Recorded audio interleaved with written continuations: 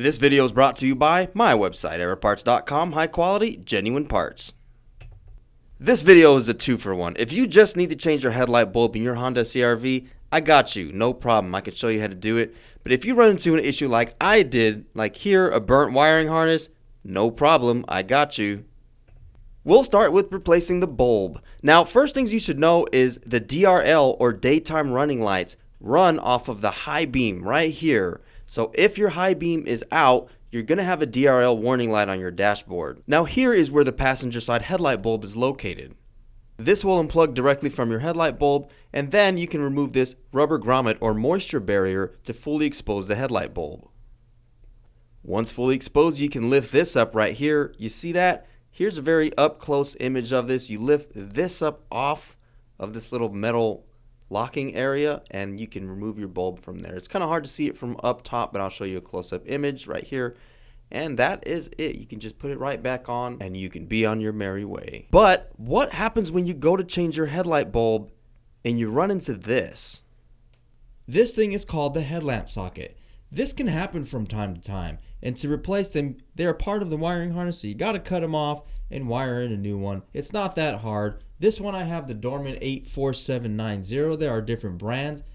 There are also companies that make high temperature sockets if you continuously experience this issue. Now if you have the Dorman 84790, the green wire on the Honda CR-V harness is going to go to red, blue is going to go to blue, and black will go to black. Pretty simple. If you have a different brand headlight socket and the wires are all the same color, remember I said I have your back.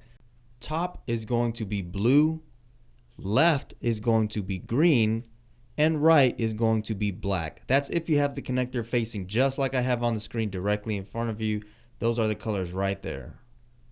Now you want to crimp or solder and seal these wires together for a permanent long-term solution. If you're on the go and you got to twist them together, it's totally okay to do it as a temporary solution. But just make sure that you have some sort of electrical tape or something to separate them so the wires don't touch for obvious reasons. For long-term, crimping or soldering and sealing them is the best. Now there's one more step that you may need like I did. Remember, you had a melted wiring harness, so guess what happened?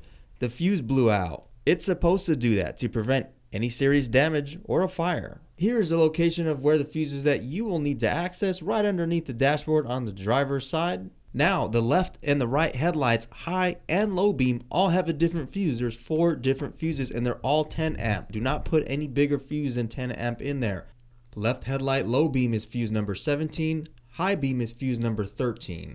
The right headlight low beam is fuse number 16 and the high beam is fuse number 12. And that is it. Both high and low beam headlights are now working and we're all good to go. If this video helped you out, make sure to subscribe to the channel because there's more videos on this Honda CR-V coming. And don't forget, if you're looking for high quality, genuine auto parts, make sure to check out aeroparts.com.